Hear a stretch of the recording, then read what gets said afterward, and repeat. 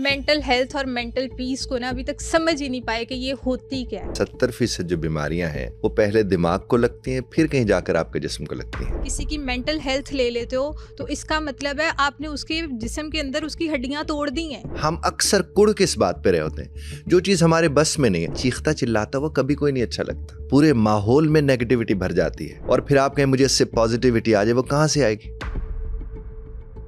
इसमें क्या करना चाहिए कि हम बीमार भी ना हो और हम अपनी मेंटल हेल्थ भी बेहतर करें। किसी को ठीक करने की सोच छोड़ दे। गुस्सा आता क्यों है? क़यामत भी आ जाए ना, आपको ये देखने के मैंने सोना है। आपको 2 करोड़ की नौकरी मिल रही है, आप वो ना करें। ऐसी कौन सी टिप्स देंगे जब गुस्सा आए तो आप ये कर लें? हमारे यहाँ ये चीजें नहीं पाई जाती। आप सिर्फ ये फॉर्मूला अपनी जिंदगी में लें, आप मेंटली हेल्दी हैं। मेंटल हेल्थ अगर आपकी ख़राब हो तो आप किस तरह बीमार हो सकते हैं, और मेंटल हेल्थ ख़राब होने की क्या सिम्टम्स हैं, कौन सी ऐसी निशानियां हैं कि जिसकी वजह से आप ये जान सकते हैं क्या आप मेंटली हेल्दी हैं या आपके बच्चे मेंटली हेल्दी हैं। अगर वो सिम्टम्स आप में पाई जाती हैं तो फ़ौरन से अपने कान खड़े कर लें, क्योंकि अगर आप मेंटली हेल्दी नहीं हैं या मेंटल किसी ट्रॉमा से गुजरे हैं तो वो आपको फिज़िकली तोड़ देगा, और फिज़िकली तोड़ देने का मतलब ये है कि आप फिज़िकली बहुत सारी बीमारियों का शिकार हो सकते हैं। तो इस पॉडकास्ट को एंड तक लाजमी देखें, क्योंकि इस पॉडकास्ट में सैयद एजाज बुखारी साहब ने बहुत उम्दा टिप्स दी हैं जिससे आप अपने आप को मेंटल पीस में रख सकते हैं और एक हेल्दी लाइफ गुजार सकते हैं। आज का जो हमारा टॉपिक है वो बड़ा इंटरेस्टिंग है, मेंटल हेल्थ के बारे में। जैसे कि 10 अक्टूबर मेंटल हेल्थ पे, मेंटल पीस पे बात हुई थी, मेंटल पीस का डे था। तो मैं उससे रिलेटेड आपसे पूछना चाहूँगी कि ये मेंटल हेल्थ क्या होती है? हम इसको सीरियस भी नहीं लेते, और हम अभी तक इवन हमारे पेरेंट्स भी, हमारी फैमिलीज़ भी, हमारे रिलेटिव्स भी मेंटल हेल्थ और मेंटल पीस को ना अभी तक समझ ही नहीं पाए कि ये होती क्या है। पहले तो मुझे ये बता दें, फिर इसके बाद फर्दर हम बात करते हैं। देखिए, बड़ी अच्छी बात एक थेरेपिस्ट ने की एक वक्त में, बर्लिन में बात कर रहे थे। वो ये बात कर रहे थे कि ये जो हेल्थ है ये बिल्कुल इसी तरह से है कि अगर आप स्ट्रेस को डाइजेस्ट कर सकते हैं तो आप मेंटली हेल्दी हैं। जिस तरह फूड को डाइजेस्ट किया जाता है, इस तरह स्ट्रेस को भी डाइजेस्ट किया जाता है। और उन्होंने तो यहाँ तक कह दिया कि 70% जो बीमारियां हैं वो पहले दिमाग को लगती हैं, फिर कहीं जाकर आपके जिस्म को लगती हैं। तो इसका मतलब हमारा जहनी तौर पर तैयार होना चीज़ों को देखने के लिए कितना ज़्यादा ज़रूरी है। अब प्रोसेस करना हमें इसलिए नहीं आता क्योंकि हमसे जो बड़े थे उन्होंने भी इसको प्रोसेस नहीं किया। जो उनके साथ होता रहा उससे मिलता जुलता वो हमारे साथ करते रहे, और आज उससे मिलता जुलता हम अपने बच्चों के साथ कर रहे हैं। उसके फिर नताइज क्या निकलते हैं कि चूँकि हम जहनी तौर पर सेहतमंद नहीं होते और हमें ये अंदाज़ा ही नहीं होता कि हम जहनी तौर पर सेहतमंद नहीं हैं, तो जो हम करना चाह रहे होते हैं या कर रहे होते हैं उस सब को हम जस्टिफाई करने की कोशिश में लगे रहते हैं। कि अगर किसी को गुस्सा आ गया है तो उसने अपने गुस्से को जस्टिफाई करना है। अगर किसी को किसी लम्हे किसी मामले में खुशी आ गई है तो उसने उसको जस्टिफाई करना है। किसी को कोई सैडनेस आ गई है तो उसने उसको जस्टिफाई करना है। अक्सर लोग नींद जब नहीं कर पा रहे होते तो उसके ऊपर गुस्सा करके उसको भी जस्टिफाई करने की कोशिश कर रहे होते हैं। तो जब आप इस तरह के मामलात करेंगे तो ज़ाहिर है आपकी ज़हनी सेहत दुरुस्त नहीं है। और हम जब ये मेंटल हेल्थ डे मनाया भी शायद इसीलिए जाता है। वैसे तो दिन जितने भी मनाए जाते हैं इनकी ज़्यादातर तो अलामती हैसियत होती है। एक आध दिन के लिए सेमिनार कर लिया, 4 बातें कर ली और उसके बाद सब अपने कामों में लग जाते हैं, चूँकि वो प्रॉपर प्रोसेस की तरफ जाते नहीं हैं। ये तो अल्हम्दुलिल्लाह, शुक्र अल्हम्दुलिल्लाह कि अब लोगों ने कम से कम इसके ऊपर बात तो करना शुरू किया। जैसे आपका इदारा है, बाकी मुख्तलिफ जगहों पे जाने का इत्तेफाक होता है, तो लोग इसके ऊपर कम से कम बात तो कर रहे हैं। अब बात करने से वो जो अवेयरनेस आ रही है, बस वो अवेयरनेस फॉर अवेयरनेस सेक नहीं होनी चाहिए, वो रेमेडीज़ की तरफ जाना चाहिए। हमें वो ज़ाहिर है वो काम करने चाहिए। यहाँ पर मैं आपको एक बात अर्ज़ करूँ, एक खातून मेरे पास तशरीफ़ लाई, उनके स्टमक के काफ़ी इश्यूज़ चल रहे थे। वो कहने लगी कि मैं जब भी जाकर इसका वो अपना टेस्ट वेस्ट कराती हूँ उसमें सब कुछ ठीक हो, उसमें सब ठीक होता है। अच्छा, उसके बाद दवाइयाँ भी फिर भी लेके देख लीं कि थोड़ा बहुत चलो ये वाली दवाई ले ली, वो वाली ले ली, लेकिन ये ठीक ही नहीं हो रहा, वो क्रॉनिक की हद तक चला गया है। तो मैंने उनसे बात अर्ज़ की कि आप किसी साइकाइट्रिस्ट या साइकोलॉजिस्ट को जाकर दिखाएं, जो कि मुझे ये आपका स्ट्रेस का इशू लगता है कि कहीं ना कहीं स्ट्रेस, क्योंकि स्ट्रेस सबसे पहले इफेक्ट ही जाकर आपके स्टमक को करता है। हाँ, वो आपके स्टमक को करता है और वहीं से आपको अंदाज़ा होना शुरू हो जाता है। जब आपको उसका अंदाज़ा होना शुरू हो गया तो उसका मतलब आप कहीं मेंटली हेल्दी नहीं है, जिसके वजह से स्ट्रेस को आप मैनेज नहीं कर सके, और मैनेज ना कर सकने की वजह से आपकी बीमारी आपके हिस्से में आई है। अब लोग उस तरफ जाते नहीं, कॉजेज की तरफ नहीं जाते, सिम्टम्स को देखकर वो उसको दूसरी हेल्थ की तरफ चले जाते हैं। बिल्कुल। उसके लिए भी डॉक्टर्स हैं, जाना चाहिए, अच्छी बात है। लेकिन अगर आप अपने आप को संभाल लेते हैं तो आपसे जुड़ी बहुत सी चीज़ें संभलने का इम्कान पैदा हो जाता है। आप खुद भी बीमारी से बच जाते हैं और आप अपने इर्द गिर्द अपने देखने वाले को जो आपसे प्यार करते हैं उनको भी बीमार होने से बचा लेते हैं। यकीन अब आपने एक बड़ी अच्छी बात की कि आपके पास एक क्लाइंट आई, पेशेंट आई और उन्होंने कहा कि उनके स्टमक इश्यूज चल रहे हैं। अच्छा, अभी तक ना बुखारी साहब हमारे यहाँ सोसाइटी में मैं तो कहूँगी 80% लोग ऐसे हैं जो अभी तक इस चीज़ को समझते ही नहीं है कि भाई मेंटल पीस बहुत बड़ी चीज़ है। मेंटल हेल्थ ख़राब होना, आप किसी को अगर इमोशनली डैमेज कर देते हो, किसी की मेंटल हेल्थ ले लेते हो, तो इसका मतलब है आपने उसके जिस्म के अंदर उसकी हड्डियाँ तोड़ दी हैं। ठीक है, उसके जिस्म के अंदर अभी हड्डियाँ नहीं हैं, अब वो एक एक करके वो हड्डी जुड़ेगी, फिर जाके उसकी हेल्थ थोड़ी सी वो मेंटल ट्रॉमा आपकी फिजिकल पेन और फिजिकल डिजीज से ज़्यादा बड़ी ऐसे- बीमारी है। ऐसे ही ठीक है, लेकिन ऐसे। हमारी कम्युनिटी इस बात को समझती नहीं है। देखिए, मैं आपको एक बात अर्ज करूं कि लोग तो नहीं समझ रहे हैं। अब जो शिकार हो रहा है असल में तो उसको मेंटल हेल्थ की ज़रूरत है। देखिए, आप हमेशा एक बात ज़हन में रखिए कि आप सिर्फ उतना आपका जितनी आपकी हद है, जितना आपका बस है, अगर सिर्फ अपने बस पे या बस चलाना शुरू कर दे, आप मेंटली हेल्दी हैं। अब लेकिन अगर मिसाल वो के तो तौर बीमार है ना, अब अब यहाँ पे तो क्वेश्चन है मेरा, जी सुने जी बुखारी साहब देखें, अब एक बंदा है वो बीमार है, उससे अभी समझ नहीं आ रहा, वो उन सर्कमस्टांसेस में नहीं है कि वो उसको डील कर सके। वो अपने घर वालों के पास जाता है, वो अपने प्यारों के पास जाता है, वो जिन पे रिलाय करता है वो उनके पास जाता है और जाके कहते हैं कि भाई मुझे प्रॉब्लम आ रहा है, मैं अच्छा फील नहीं कर रहा, या मैं मेंटल ट्रॉमा में हूँ, या मुझसे कुछ भी नहीं हो रहा, मैं काम पे फोकस नहीं कर पा रहा, खाना पीना नहीं खा पा रहा, वो बीमार है, अभी वो इस कैफियत में नहीं है वो अपने लिए अच्छा सोच सके। ठीक है, तो उसके घर वालों को चाहिए कि भी उसकी कैफियत को समझें और उसके बाद उसको कहीं लेके जाएं। अगर खुद काउंसलिंग नहीं कर सकते, कुछ पेरेंट्स बहुत अच्छी काउंसलिंग कर देते हैं, उन्हें किसी के पास जाने की ज़रूरत नहीं होती, लेकिन अगर वो खुद नहीं कर सकते तो उसको किसी को दिखाना बहुत ज़रूरी है। अगर वो नहीं दिखाते तो फिर आपके अंदर तबाही हो गई, आपके डिफरेंट ऑर्गन्स डैमेज हो गए।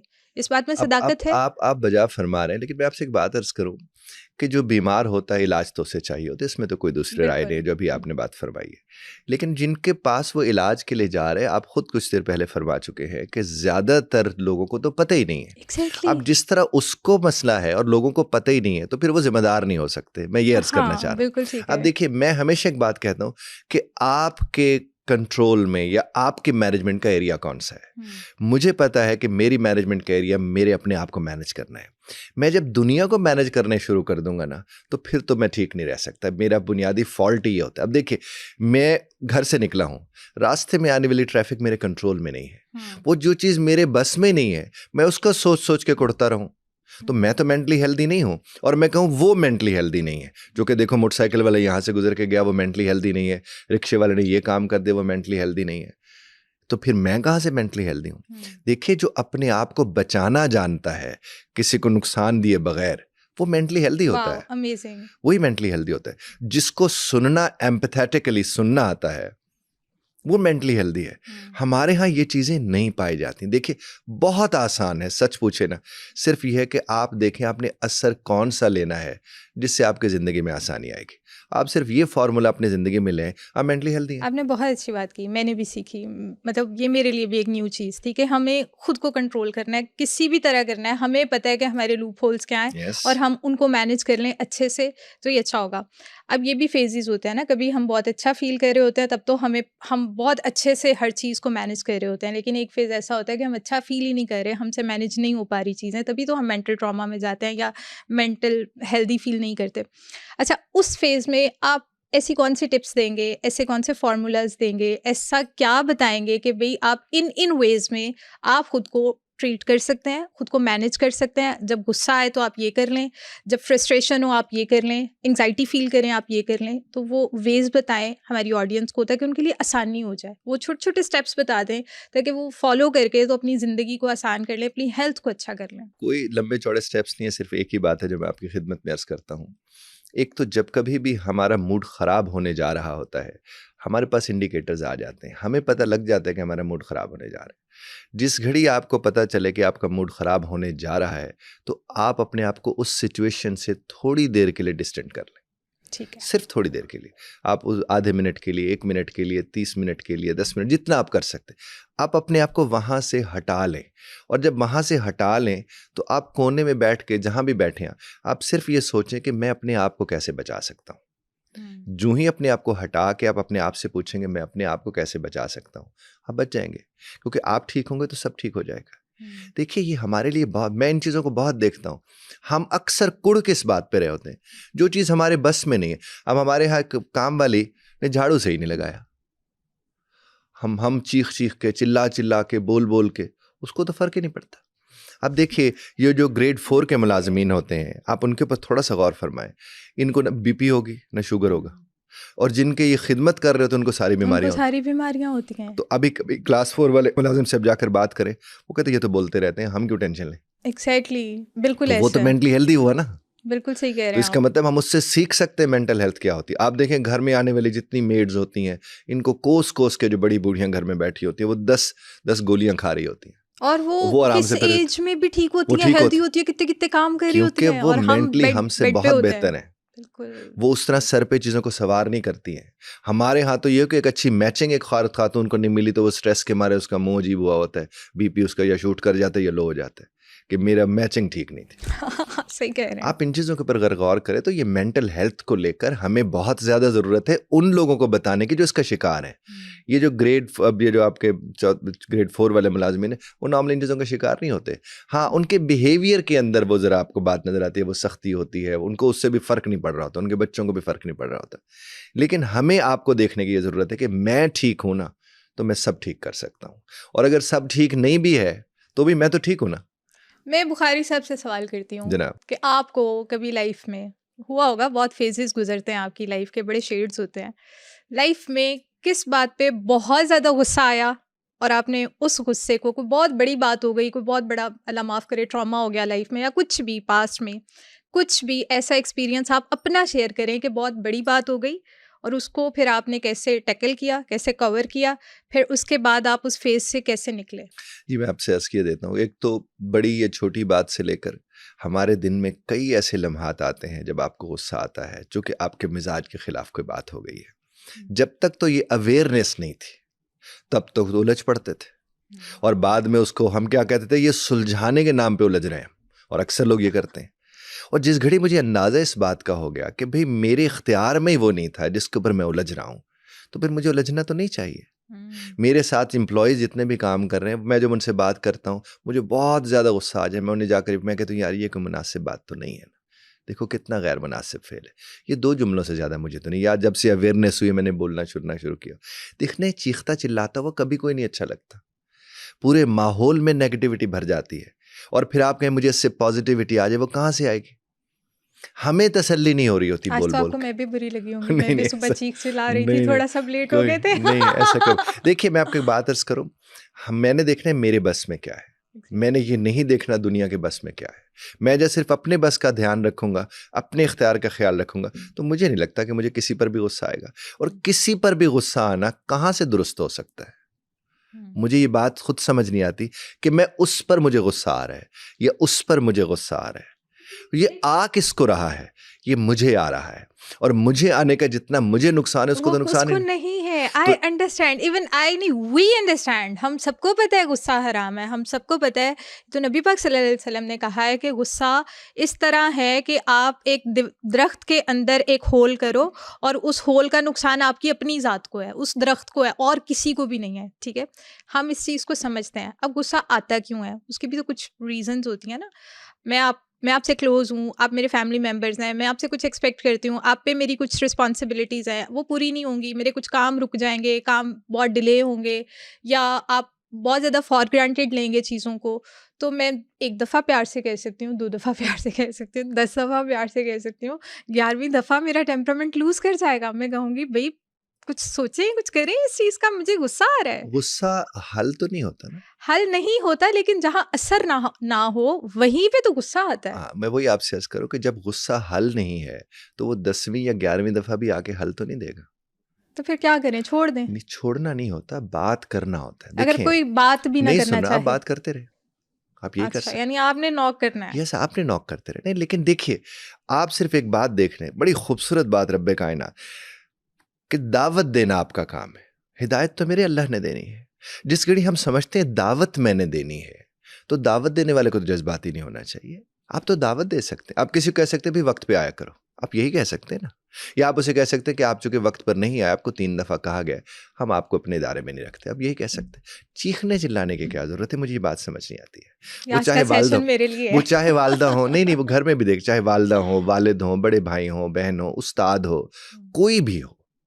देखिए, जब आप गुस्सा करते हैं आप अच्छे नहीं लगते, और जिन पे आप गुस्सा कर रहे होते हैं उनको तो आप बहुत ही बुरे लग रहे होते हैं। तो जब ये चीज चल रही होगी तो मेंटली हेल्दी तो फिर आप ना हुए ना। मेंटली हेल्दी वो होता है कि जिसको, अब देखिए, लोग इंतजार पे गुस्सा करते हैं। मैं कहता हूं इंतजार एक वक्त मिला है मुझे, मैं उस वक्त के अंदर शायद रब मुझसे कोई और काम लेना चाहता है, तो मैं अपने काम में लग जाऊंगा। और अगर मैं कहूंगा देखो मुझे ये इंतजार कराया जा रहा है, मुझे वो आपने अक्सर देखा होगा डॉक्टर के यहाँ जाते हैं, अंदर एक मरीज है और पीछे बाहर बैठे कतार वालों का इंतजार करना पड़ रहा है। वो परेशान होके गुस्सा कर रहे होते हैं कि देखें वो एक मरीज को लेके बैठ गया, ये है वो है, और जब खुद अंदर जाते हैं कहते हैं तसल्ली से हमसे बात करें। तसल्ली से बात करें, एग्जैक्टली। तो ये कहाँ से, देखिए ये मेंटली हेल्दी होने की सबसे बड़ी निशानी मैंने आपसे अर्ज किया। आप अपने आप को काम कैसे कर सकते हैं, और काम करने के ये तरीके, अपने आप को डिस्टेंट कर लें उस सिचुएशन से जहां आपको लगता है मुझे यहाँ से गुस्सा आएगा। थोड़ी देर कोने में बैठ के अपने साथ बैठें, अपने आप को ये बताएं, ये समझाएं कि और इसका ऑल्टरनेट मेरे पास क्या है। यानी वो सोचें, हम सोच ही वो रहे होते हैं तो उसके तो हाँ, फिर ये नतीजे तो निकलेंगे। आई एग्रीड कि हम नेगेटिविटी को बहुत अट्रैक्ट कर रहे होते हैं, हम अच्छा नहीं मतलब अभी मैंने लास्ट जो पॉडकास्ट किया वो हेल्थ फिटनेस पे मैंने पॉडकास्ट किया, तो उन्होंने कहा कि हम जैसे ही 30s 40s में जाते हैं ना, हम ये सोचना स्टार्ट कर देते हैं वो 40 के हो गए अब तो बस ढल गए। हम ये क्यों नहीं कहते कि भाई अभी ये जो 40 से 50 वाला साल मेरे आएंगे ना, ये तो बड़े खूबसूरत आने वाले हैं, अब तो मेरे पास पैसा है, सब कुछ है, मैं बेसिक रिस्पॉन्सिबिलिटीज से फ्री हो गया हूँ, अब ये मेरे साल है, मैं बहुत जवान हूँ, मैंने इंजॉय करना है। कहते जब हम खुद को जवान और खूबसूरत कहेंगे तो हम खूबसूरत नजर बिल्कुल आएंगे, लेकिन जब हम कहेंगे हम बूढ़े हो गए बूढ़े हो गए बूढ़े हो गए, तो ओवर हम एंड बूढ़े आउट। हो गए। डॉक्टर सदाकत बड़े अच्छे माहिर नफ्सियात हैं, मैं पिछले दिन उनको सुन रहा था, तो वो फरमाने लगे कि एक तहकीक के मुताबिक 60 से 70 बरस की जो उम्र है, इसमें आप अपनी ज़िंदगी के बेहतरीन तरीन काम करते हैं, पहले नंबर पर। दूसरे नंबर पर 70 से 80 के दरमियान करते हैं, और तीसरे नंबर पर 50 से 60 के दरमियान करते हैं। और हम यहाँ तक सोचते हैं? हम तो नहीं सोचते, हम तो सोचते भी नहीं हम है नहीं यहाँ सोचते। तक। तो बात करने के मकसद, देखिए अभी कुछ देर पहले आपने कहा हमें समझ होती है, देखिए नहीं होती समझ। देखिए जब आप किससे कहते हैं नमाज पढ़ा करो और वो कहे हाँ हाँ मुझे पता है, तो उसका पता कराएं। अगर वो नमाज पढ़ रहा है तो उसको वाकई पता है, अगर वो नमाज नहीं पढ़ रहा तो उसे पता नहीं है, वो सिर्फ कह रहा है। इसी तरह अगर मैं ये कहता हूं मुझे पता है गुस्सा बुरी चीज है, भाई पता है तो फिर क्यों आता है? इसका मतलब मुझे नहीं पता, मुझे उसकी समझ नहीं है। जब आपको उसकी समझ होगी आप उसको ध्यान में रखेंगे। मैं हमेशा ये बात अर्ज करता हूं, मैं आपके जरिए भी लोगों से बात अर्ज करूंगा, आप अपने आप को वक्त तो दे के देखिए, यकीन कीजिए आप बहुत सी चीज़ों को संभाल लेते हैं, बहुत सी चीज़ों। गुस्से वाले को तो खुद संभलने की ज़रूरत है, वो किसी को खाक संभालेगा? आप देखिए एक नाराज़ माँ सब बच्चों के साथ नाराज़ होकर साबित क्या करना चाह रही है? एक नाराज़ माँ अपने बच्चों को डांट डपट करके साबित क्या करना चाह रही है? या एक नाराज़ बाप या एक नाराज़ उस्ताद या एक नाराज़ बॉस, वो साबित क्या करना चाह रहे हैं? अगर वो एक लम्हे को ये सोच लें तो उन्हें अंदाज़ा होगा कि वो बहुत गलत कर रहे हैं पहले अपने साथ, और जो अपने साथ गलत कर रहे हैं वो किसी के साथ ठीक कर सकता है? मैंने इस पर लिखा था कि तुम तो अपने ही नहीं हो सकते, गैर का खाक तुमने होना है। तो किसी का होने के लिए पहले अपना होना पड़ता है। तो जो अपना होता है आप उसे हमेशा हंसता मुस्कुराता देखेंगे, उसे एट पीस देखेंगे, वो जहां जाएगा एट पीस होगा, वो लोगों के लिए अमन का सबब होगा। आप क्यों ये चाहते हैं कि लोग आपके मिजाज के मुताबिक हों? क्यों कोई होगा आपके मिजाज के मुताबिक? आप अपने मुताबिक नहीं है, आप अपने आप को नहीं संभाल पा रहे और अब दुनिया संभालने चले। जिस घड़ी आप इसको समझ लेंगे सूरत हाल मुख्तलिफ हो जाएगी।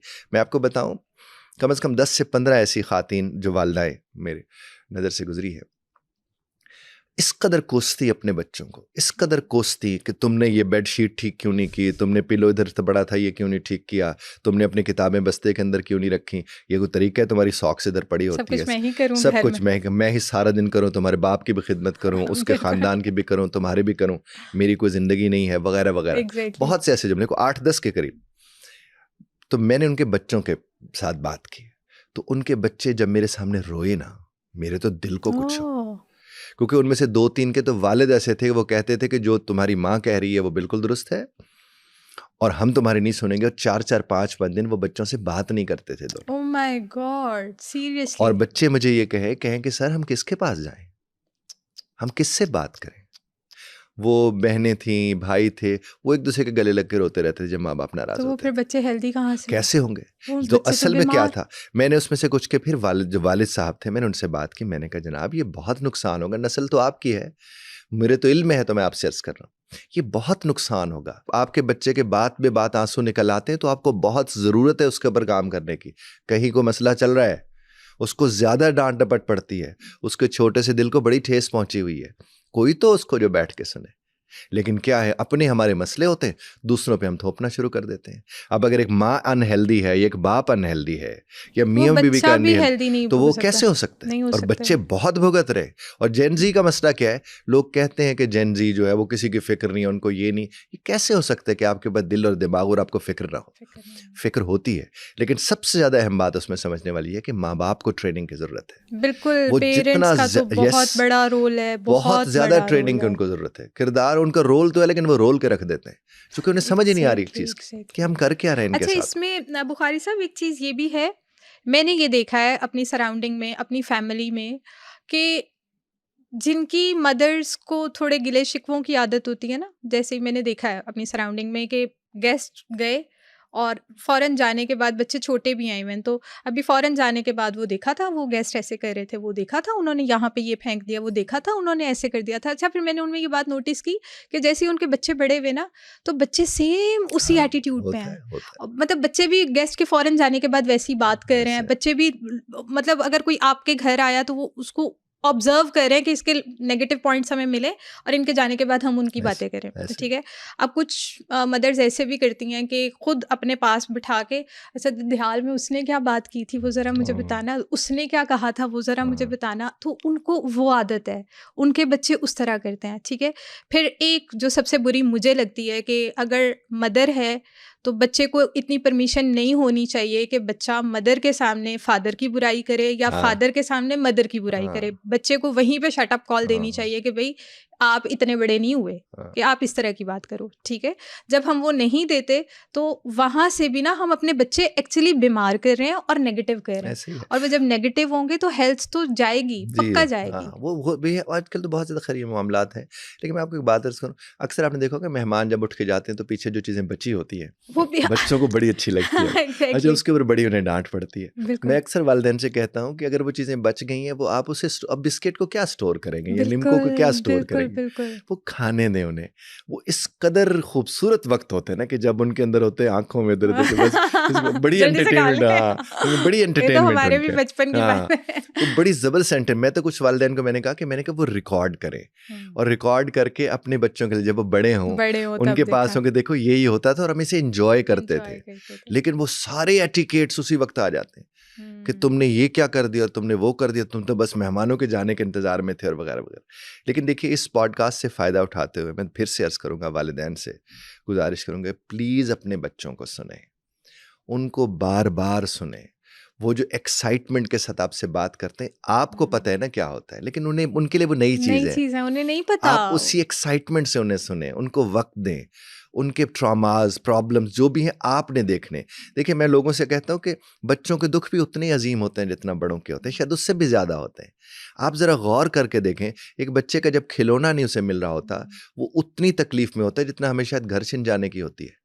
हमें तो फिर भी पता होता है हम कैसे ले लेंगे, उसे तो कोई समझ उसे नहीं आ नहीं रही सा, वो होती। तो एक्सप्लोर कर रहे हैं ना चीजें, वो हाँ। तो भी बहुत मासूम है, वो तो तो वालिदैन देख का रहा है। काम है, तो ये वालिदैन का काम है, अपने बच्चों के आंसुओं का ख्याल रखें, अपने बच्चों को डांट डपट नहीं अच्छा होता। डांटता इंसान कब है? जब वो समझा नहीं पाता। हम्म, आप जब अपनी बात बता नहीं पाएंगे तो आप सजा की तरफ जाएंगे ना। तो कुजा इसके कि आप कहें कि आपको बात बताने नहीं आ रही, आपने कहा अगले को समझ नहीं आ रही, और आपने उसको सजा देना शुरू कर दी। आप उसके साथ बैठें। अच्छा, कुछ लोग कहते हैं हमारे बच्चे बड़े चालाक हैं, तो भाई आप उनसे बड़े चालाक हो जाओ, अब उनसे बैठ के बात तो करो। वो ना हमें यूं यूं घुमा देते, मत घूमो, लेकिन ऐसा तो मत करो कि आप उनके साथ सख्ती करने के ऊपर उतर आओ, आप उन्हें सुनो ही नहीं। मुझे आज के वालिदैन से बहुत ज़्यादा ये बात मैं उनसे बार बार अर्ज करता रहता हूँ, खुदारा उनको सुने। इस तरह हस्बैंड को मैं कहता हूँ खुदारा बीवी को सुनो, बल्कि कई जगहों पे जब मैं कहता हूँ कि बीवी को बहुत सुनना चाहिए, तो एक साहब कहने लगे कितनी देर सुनना चाहिए। मैंने कहा जितनी देर सुन सकते हो सुनो, बिल्कुल फिर सही सुनो, बात है, फिर बिल्कुल सुनो। सही बात वो है। सारा दिन तुम्हारे सुनाने के लिए तो सारा दिन गुजारती वो है पूरा दिन वेट करती है, कि पूरा तुम आओ, दिन अगर वेट तुम्हें करती सुनाएगी है। क्या क्या आज के दिन के मामलात थे। वो उस बच्चे की तरह से होते हैं जो स्कूल से वापस आते हो कहानियां अपने पास रख के बैठा बिल्कुल होता है। ऐसा है। लेकिन ऐसा नहीं करते। जब आप ऐसा नहीं करेंगे तो जहाँ राहत आपकी रखी हुई है वहां से आपको राहत थोड़ी वहाँ मिलेगी। फ्रस्ट्रेशन होगी। वो जाहिर वो वही वाली वो चीज होती फिर इनके पास एक बड़ी अच्छी चीज़ होती है कि बीवियाँ टॉक्सिक हैं। है। हाँ, और फिर जब बीवियाँ टॉक्सिक होती हैं तो वो तो अच्छा फ़ील नहीं करती, उनके अंदर हार्मोनल इम्बैलेंस हो जाते हैं, वो बीमार हो जाती हैं। और वो जब बीमार हो जाती हैं तब मर्दों के पास एक बहुत अच्छी चीज़ है कि भाई बीवी तो हमारी टॉक्सिक है, हमें तो उसके पास सुकून नहीं मिलता, हम बाहर घूमते ऐसे फिरते रहते हैं, हम तो अपना अच्छा टाइम स्पेंड कर लेते हैं। ऐसे देखिए, खातून जो है वो जज्बात का मजमुआ है, हुँ। और मर्द को समझ अकल उस तर्ज की दी गई है कि वो उन जज्बात की केयर करे, ना कि उन्हें एक्सप्लॉइट करे। ना ही ये कहा गया कि वो अपनी अक्ल लेके, अपनी मंतिक लेके, अपनी लॉजिक लेके उसके इमोशंस के साथ खेलना हाँ, शुरू कर मुझे दे। ऐसा लगता है कि लॉजिक हर जगह नहीं चलती, कुछ इमोशंस की गेम होती है, बीवी के कुछ साथ तो बिल्कुल भी नहीं करनी नहीं चाहिए, करनी नहीं चाहिए। कर। जहां अब आपका मोहब्बत का रिश्ता है, वहाँ कहाँ लॉजिक आई लॉजिक तो आएगी? लॉजिक तो मोहब्बत, खत्म लॉजिक हो हो ही गई, नहीं सकते हैं खत्म ना। हो गई हाँ, मोहब्बत। लेकिन ये यहाँ पर होता है। बीवी को भी बैठ के, अब क्या होता है, बीवी ने हल मांगना है, उसे हल से पहले अपने आप को सुनाना है। हुँ। उसके सुनने से पहले आप उसके सामने हल रख देंगे, उसे वो हल नहीं चाहिए। नहीं चाहिए, उसे नहीं चाहिए कि आप चाहिए। उसे सुने तसल्ली से, बिल्कुल। ध्यान से, और हो सकता है उसे सिर्फ सुनना ही उसका हल हो, हुँ। तो आपको हल मिल जाएगा। अब मर्द को चूंकि होते जल्दी पड़ी होती है कि मैं जल्दी से बस ये हल दे के मैं यहां से निकलूं या मैं कोई और काम करूं। आप उसे सुने तब और इंजॉय। और मर्द को इसकी मश्क करनी चाहिए, सुन के समझने की मश्क। यकीन कीजिए इतने अच्छे ताल्लुकात हो जाएंगे। वही मियाँ बीवी जिनको एक दूसरे से राहत नहीं मिल रही थी, वो राहत मिलना शुरू हो जाएगी। और अगर घर जाके मर्द कहे कि मेरा पहले दिमाग खराब है तो तू मेरा दिमाग खा रही है, हुँ। तो वहां पर क्या होगा, वो तुम्हारा दिमाग नहीं खाएगी तो किसका खाएगी? अगर खा भी रही है तो बिल्कुल। तुम्हारे से बात करेगी ना, वो सारा दिन तुम्हारे इंतजार में है। तो ये तुम्हारी नज़र। देखिए मैं आपको बात बताऊं, मेरे किबला वालिद साहब मुझे ये फरमाते थे कि शौहर की जो नज़र है वो जिंदगी बख्श देती है औरत को। वेरी ट्रू, वो वेरी, जिस वेरी तर्ज ट्रू। पर उसे वो देखता है, मुझे वो कहते हैं कि बेटा ये जितनी भी ज्यादा अरसा जवान रहने वाली बीवियां होती हैं वो उनको शौहर की सही नज़र मिल रही होती है। शौहर की सही नज़र मिल रही होती तो है। मैं मानती आपको हूँ इस अगर बात को। शौहर की सही नज़र मिल रही है, तवज्जो, मोहब्बत, प्यार, जो आपका हक है और उसका फ़र्ज़ है, और इसमें रब्बे कायनात खुश होते हैं, नबी करीम सल्लल्लाहु अलैहि वसल्लम की ज़ात मुबारका खुश होती है, क्यों ना हम उस बरकत वाले रिश्ते से बरकत लें। लेकिन हम नहीं लेते हैं, नहीं, और उसमें वही लॉजिक ले आते हैं इमोशन के सामने। जब इमोशन के सामने लॉजिक लाएंगे तो आप काम ही गलत कर रहे हैं, उसका नतीजा तो ठीक नहीं निकल सकता। मेंटल हेल्थ में ना बहुत सारी चीज़ें हैं। अभी जैसे हमने गुस्से पे बात की, अभी जैसे मैंने आपको बताया कि हम उस तरह का जो हमें एक अपना तर्ज़ अमल रखना चाहिए एक रिलेशन के साथ, हम वो नहीं जब रख पा रहे होते ना, तो फिर ही अगला बंदा फ्रस्ट्रेशन में आता है ना, ऐसे ही तो नहीं आता। अब आप मुझे कुछ कह नहीं रहे, तो मैं क्यों आपसे हाइपर होंगी? आप मेरे साथ अच्छे चल रहे हैं, मैं आपके साथ अच्छी चल रही हूँ, तो हाइपर होने की कोई रीज़न ही नहीं है ना दरमियान में।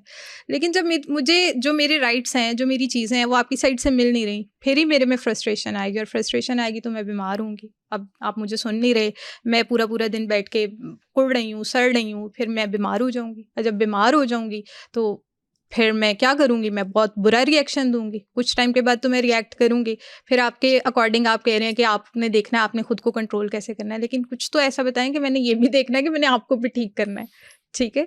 तो इसमें क्या करना चाहिए कि हम बीमार भी ना हों और हम अपनी मेंटल हेल्थ भी बेहतर कर लें? किसी को ठीक करने की सोच छोड़ दें, किसी को भी। बेशक देखिए आपका हस्बैंड हो। कोई भी हो, आप किसी को कैसे ठीक कर सकते हैं? हुँ। ये सबसे बड़ा बुनियादी नुक्ता है जो मैं इब्तदाई से अर्ज कर रहा हूं कि आप अपने आप पे नजर रख सकते हैं। आपके कहने से, आपके कुछ करने से कोई कभी ठीक नहीं फिर होता। इसका सबसे सिंपल हल है, आप अपनी ज़ात में खुश रहें। अपने आप को देखें। ये तो कब्र क्या है, हुँ। आप जरा गौर फरमाइए। कयामत के लिए क्या कहा गया? किसी को किसी का होश नहीं होगा। क्यों ये कहा गया है? मैंने अपना जवाब देना है, आपने अपना जवाब देना है, हर शख्स ने अपना जवाब देना है। इससे क्या मुराद है? तो अगर मैं अपने साथ ठीक नहीं हूं, मेरे साथ तो कोई भी खेल सकता है। अब अगर कोई शख्स मुझे तवज्जो नहीं दे रहा, तो मुझे अपने ऊपर काम करना है कि उसके तवज्जो देने के फिर ऊपर वो काम अपने करना? ऊपर क्या काम करे? हाँ, अपने ऊपर मुझे ये काम करना है कि मैंने अपने मेंटल पीस को किसी के यहाँ नहीं रखना। मैंने अपनी खुशी किसी के यहाँ नहीं रखी हुई, मैंने अपना दुख किसी के यहाँ नहीं रखा हुआ। ये सब मेरे साथ है। तो ये रिएक्शन रिस्पॉन्स यही तो होता है।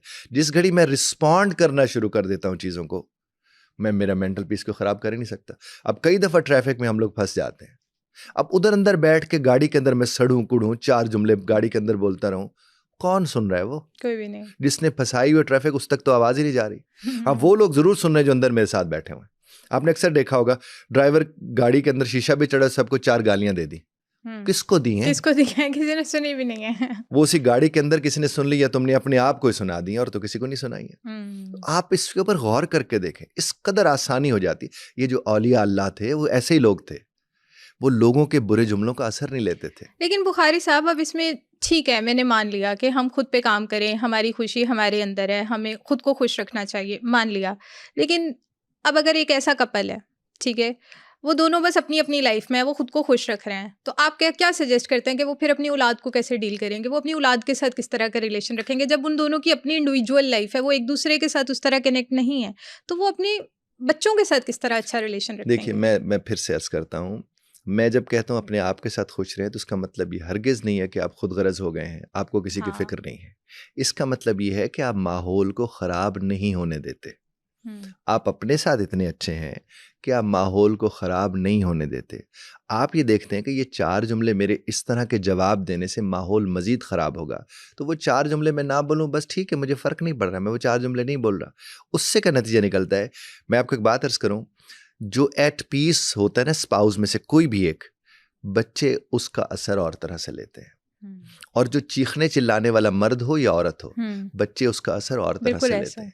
अब कई दफ़ा देखने को मिलता है, जो कि मैं जिन बच्चों की आपसे बात कर रहा हूँ, उन बच्चों में से ज़्यादातर मुझे ये कह रहे थे कि नहीं बाबा हमारा बड़ा ख्याल करते हैं। बाबा चुप करके बैठता है और मामा चीख रही क्यों? होती है। हाँ, अब आपको अंदाजा हो गया ना जुमले से। हाँ। वो क्यों बाबा ख्याल रखे? क्योंकि बाबा ने उतना इंटरफेयर नहीं किया। बाबा ने कहा अच्छा यार तुम्हारी माँ थकी हुई होगी, अच्छा उसे गुस्सा आ जाते, वो माँ को आ जाता होता है, औरतों को यार इस तरह हो जाता है, उनके जज्बात का इशू है वगैरह वगैरह, कुछ भी कह के बाबा ने अपना काम चला लिया। और बाद में औरत इस बात का भी उन्हें ताना दे देती कि आप तो इन्हें कुछ कहते नहीं, आप इनके फेवरेट हैं। बिल्कुल ऐसा। तो हमें क्या है, देखिए हमें पीस को इंश्योर करने के लिए अपने पीस को इंश्योर करना है। मैं अमन में हूं तो सब कुछ अमन में हो सकता है, और अगर सारा अमन हो और मैं ही अमन में नहीं हूं तो फिर तो मैं सबके लिए बेअमनी का सबब हूंगा। पैराडाइज लॉस्ट लिखी थी जॉन मिल्टन ने, उसमें उसने ये बात की थी कि आप अपनी जन्नत और दोज़ख अपने साथ लिए फिरते हैं, वो आपके दिमाग में होती है, वो आपके जहन में होती है। आप बेहतरीन तरीन जगह पे बैठे हों, अगर आप एट पीस नहीं है तो आपको हर चीज़ में बुराई नजर आएगी।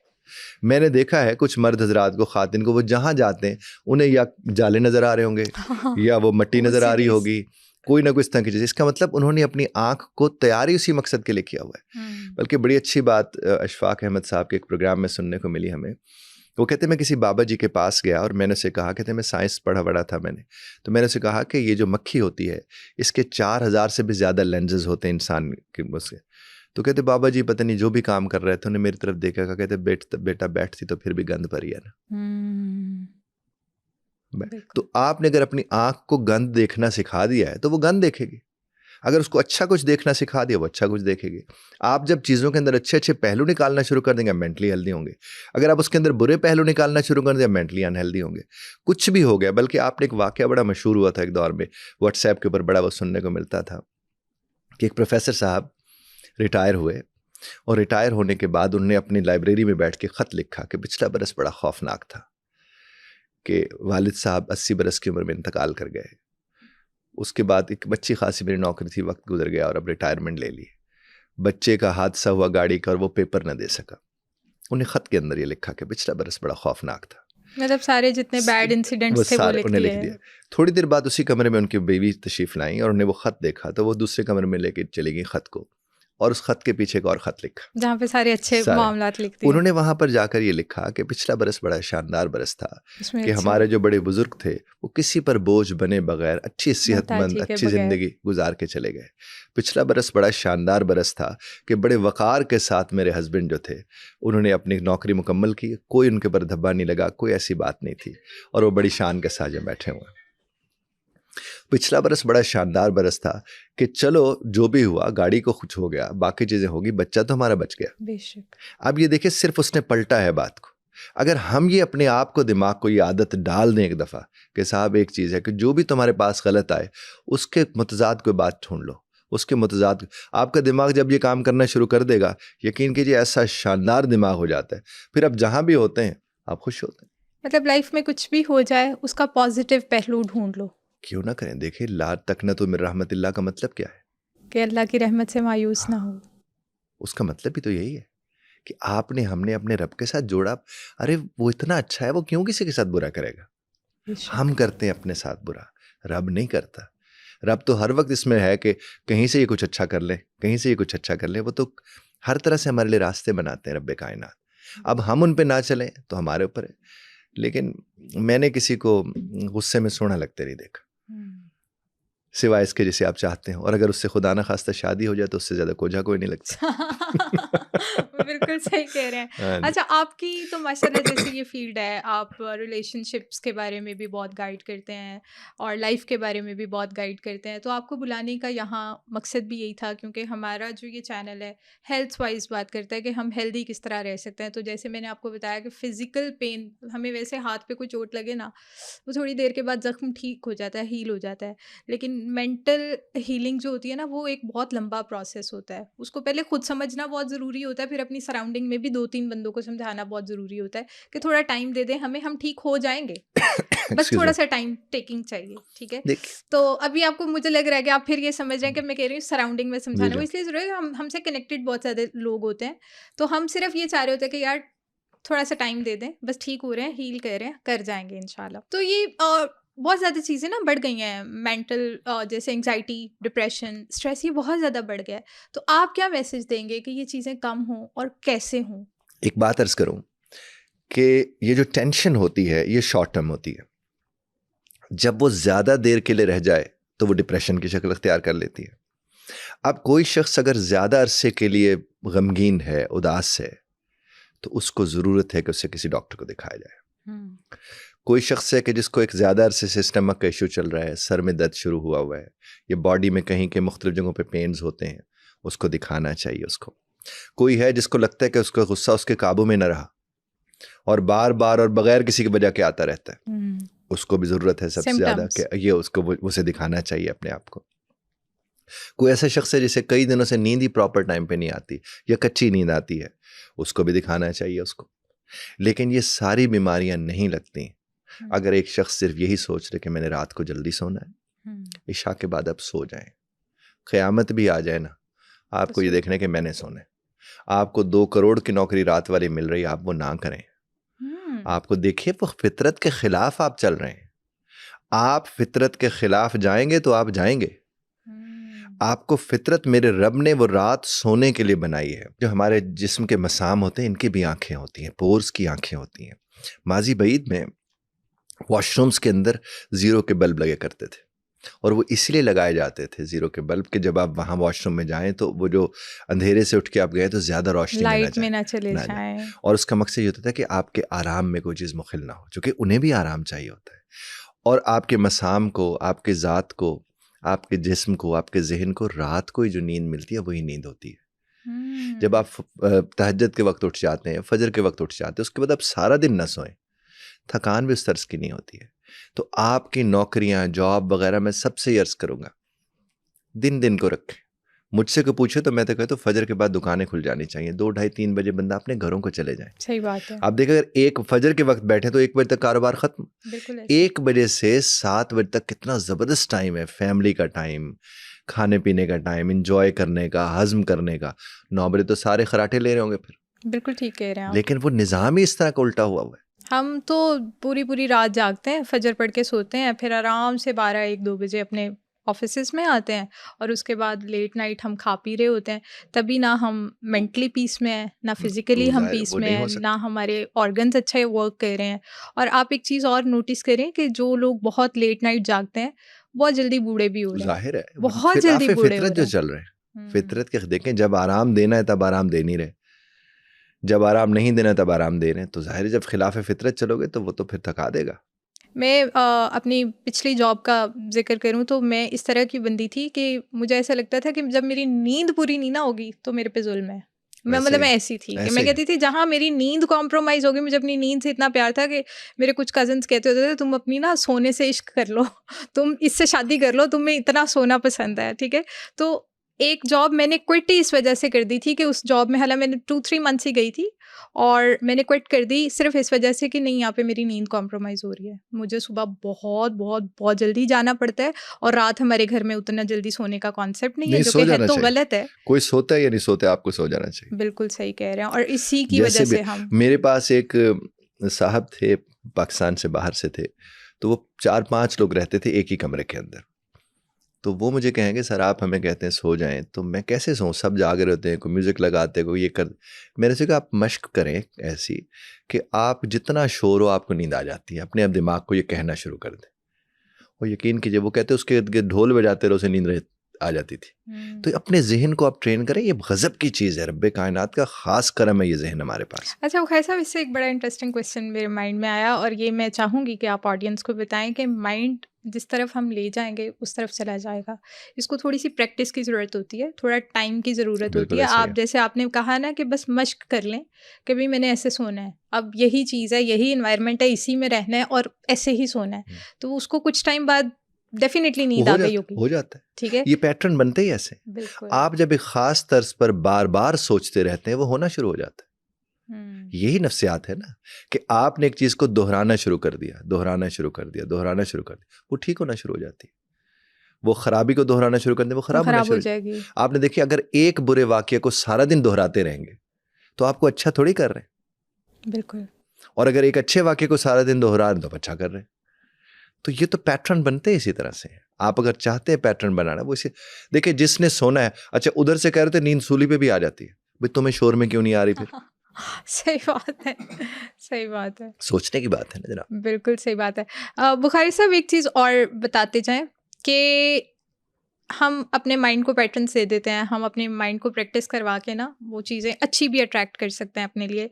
तो ये जितनी भी हमने मेंटल हेल्थ पे बात की है, ऑडियंस को लास्ट मैसेज दें कि मेंटल हेल्थ अच्छी रखना इस वजह से ज़रूरी है, और आपके पास कोई वर्स्ट केस है, जैसे स्टमक वाला था, उससे अलावा कोई बहुत वर्स्ट केस जिसकी वजह से उस बंदी या बंदे ने अपनी हेल्थ बिल्कुल डैमेज कर ली हो, बिल्कुल डैमेज कर ली हो, और आपने बड़ी मुश्किल उसको वापस ट्रैक पे लाए हो कि भाई अब तो ख़राबी कर ली बहुत ज़्यादा। मैं आपको पहले तो 2-4 मिसालें ऐसी दूंगी जिसमें देखिए कि लोग जब अपने बच्चों समेत छलांग लगा देते हैं नहर में और मर जाते हैं, तो क्या वो मेंटली हेल्दी थे? वो मेंटली हेल्दी नहीं थे। अच्छा, पिछले दिनों पता नहीं कहाँ एक वाक़या हुआ, मेरे पास उसका वो नहीं है, तो उसने अपने बच्चों को ही मार दिया। अच्छा, एक और जगह वाक़या हुआ कि उसमें उस शख्स ने क्या किया कि उसके यहाँ बेटियां थी, या पता नहीं औलाद नहीं थी उसके यहाँ, और उसके भाई के यहाँ औलाद थी, तो मियाँ बीवी ने मिलकर उनकी औलाद को मार दिया। Oh my God. अब ये मेंटल हेल्थ है? मेंटली हेल्दी नहीं है ना वो। कहीं ना कहीं उस तरह की चीज़ें उनकी ज़ात का हिस्सा बनी रही है ना। तो आप और हम इन चीज़ों को समझना चाहें तो समझ सकते हैं। देखिए, ये जो अवेयरनेस के प्रोग्राम्स हैं, ये किसके लिए? ये इसीलिए तो है। मर्द जब घर में आके कहते हैं कि मेरा पहले दिमाग खराब है, तो वो मेंटली हेल्दी तो नहीं है ना। और इसमें नफरत, बदला, गुस्सा सब आता सब आ जाता है। सब आता है। इसलिए तो मैं बार बार अर्ज कर रहा हूँ कि मुझे मेरे ऊपर काम करना है। देखिए, अगर मैं बाहर जाता हूँ, 4 बुरे रवैये देखता हूँ और मैं कहता हूँ ये लोग ठीक कैसे होंगे, भाई वो मेरे बस के नहीं है ना, मैंने उनका जवाब देना है, मुझे अपना ख्याल रखना है। तो आपको दुनिया में कभी कोई इमोशनली ख़राब नहीं कर सकता अगर आपके इमोशंस आपके अपने हाथ में। ये जो कहते हैं ना, उसने मुझे ख़राब किया, उसने मुझे फंसा लिया, ये लफ्ज़ एक बोला जाता है, उसने मुझे ब्लैकमेल कर लिया। भाई ब्लैकमेल होने से पहले जो हुआ था उस पर ही ब्लैकमेल कर रहा है ना वो, तो वो किसने इजाज़त दी थी? आपके वो जो जज्बात थे, आपकी एक जज्बाती कैफियत थी जिसमें आप उस चीज़ का शिकार हुए, और आज आपको लग रहा है कि ये आपके साथ ठीक नहीं हो रहा। उस वक्त आप ठीक कर रहे थे जो आज आपके साथ ठीक नहीं हो रहा। इन चीज़ों को कौन समझे? इन चीज़ों को जब आप समझते हैं, आप अपने आप को महफूज कर लेते हैं। और अगर इन चीज़ों को आप नहीं समझते, फिर एक वक्त होता है आप बहक जाते हैं और बाद में मातम करने के अलावा आपके पास कुछ होता नहीं है। तो हमें इन चीज़ों को समझना है। दूसरी बात मैं आपसे अर्ज़ करूँगा कि हमारे लोगों को अपने घरों में ये फ़िक्रा लिख के लगा लेना चाहिए कि मैं अमन में तो सब अमन में, और ये खुद गर्जी नहीं है। मेरा अमन सिर्फ मेरे पास है। अब जब आप इस बात को अपने आप को सारा दिन दोहराते रहेंगे कि मेरा अमन मेरे पास है, आपको कोई बेअमन कर ही नहीं सकता। इसमें सेल्फ ऑब्सेस्ड थोड़ा सा आ सकता है? नहीं, बिल्कुल भी नहीं सेल्फ ऑब्सेस्ड होना है। देखिए, इसको तो फाइन लाइन है। वो एक दौर में वो हमारे एक बड़े मशहूर ड्रामाटिस्ट हैं, ड्रामा निगार हैं, उन्होंने लिखा था कि मेरे पास तुम हो। तो मैंने उसी दौरान अपना एक पॉडकास्ट उसके ऊपर लिखा था कि मेरे पास मैं हूँ होना ज़रूरी है, मेरे पास तुम हो ही नहीं सकता। हम तो अपने खालिक के नहीं होते, हम मखलूक में किसी के कैसे हो सकते हैं? नहीं होते। तो इसलिए हमें अपना होना है, अगर अपने खालिक का होना है। मैं आपको एक बात अर्ज करूं, आप खालिक के हो जाए, मखलूक आपकी हो जाती है। मखलूक आपकी हो जाती है। आपको पहले सबसे प्योर होना है। yes. और वो प्योर आप तभी हो सकते हो जब आपके इनर, आपके इंटरनल सिस्टम में या आप हो या अल्लाह है। यही औलिया होते थे, औलिया अल्लाह होते ही यही थे। वो जो बड़ी बड़ी अजीम हस्तियाँ जिन्हें आज तक कोई भूल नहीं पाता है, जिनके जुमलों में, जिनकी किताबों में, जिनकी बातों के असरात आज तक मौजूद हैं, जिनके दरबार आज तक बस रहे हैं, वो क्यों? क्योंकि वो यही लोग थे, वो मेंटली हेल्दी लोग थे। मैं एक मोटिवेशनल स्पीकर को सुन रही थी, उन्होंने कहा कि मुझे मेरी लाइफ में एक फ़ेज़ ऐसा आया, शेख आतिफ साहब की बात कर रही हूँ, उनको मैं बहुत सुनती हूँ। तो उन्होंने कहा मेरी लाइफ में एक ऐसा फ़ेज़ आया, मैं बहुत डिप्रेशन में चला गया, मुझे अच्छी खासी एंग्जाइटी हुई, तो मैं डॉक्टर पे चला गया कि भाई सो नहीं पा रहा, नींद नहीं आ रही, सो नहीं पा रहा। तो जब मैं उनके पास गया तो उन डॉक्टर ने मुझे कह दिया कि आप जो है ना नींद की गोली खा लें, अगर आप सो नहीं ना पा रहे तो आप नींद की गोली खा लें, एल्प टैबलेट है वो ले लें, तो कुछ दिनों में आपकी रूटीन थोड़ी सही हो जाएगी, आपको नींद आने लग जाएगी। कहते मैंने घर आके ना सोचा, मैंने आके सोचा कि अगर, अब पंजाबी बोलते हैं वो, तो उन्होंने कहा जे मैनू सोन लई वो गोली दी ज़रूरत पैनी है तो फिर अल्लाह कित्थे है, अल्लाह कित्थे है मेरी ज़ात च। कहते मैं क्या, मैं तो कोई हेल्प शेल्प नहीं ले रहा, मैं तो अल्लाह के स्पुर्द कर रहा हूँ, और एक दिन नहीं सोऊंगा, 2 दिन नहीं सोऊंगा, तीसरे दिन मैं सो जाऊंगा। और कहते मैंने गोली नहीं खाई और मुझे कुछ दिनों में अच्छी नींद आना स्टार्ट हो गई। मैंने जो बात आपने की कि अगर हम खुद के हो जाएं तो हम अल्लाह के भी हो जाते हैं, और जब हम अल्लाह के हो जाते हैं तब हमें कोई चीज़ तंग नहीं करती, ना एंग्जाइटी होती है, ना डिप्रेशन होता है, ना कोई हमारा मेंटल पीस ख़राब कर सकता है, क्योंकि हमारा यकीन, हमारा तकवा और वो चीज़ उस लेवल पे चली जाती है कि हमें लगता है कि वो सब करना ही उस ज़ात ने है, तो वो सब ठीक हो जाता है। और कुछ लोग अगर डिफरेंट प्रॉब्लम्स में से गुजर रहे हैं तो उसके लिए बहुत सारे लोग इस तरह के हैं, जैसे आप हैं और भी बहुत सारे हैं। लोगों को चाहिए कि अप्रोच कर लें, एक्सपर्ट्स के पास जाएं, ज़रूर जाएं, बहन भाइयों को मत बताएं। हाँ एग्जैक्टली, और ज़रूर जाएं। उससे ये होगा कि अगर वो किसी प्रॉब्लम में है तो सुन के ही सुकून मिल जाता है। ऐसा ही है।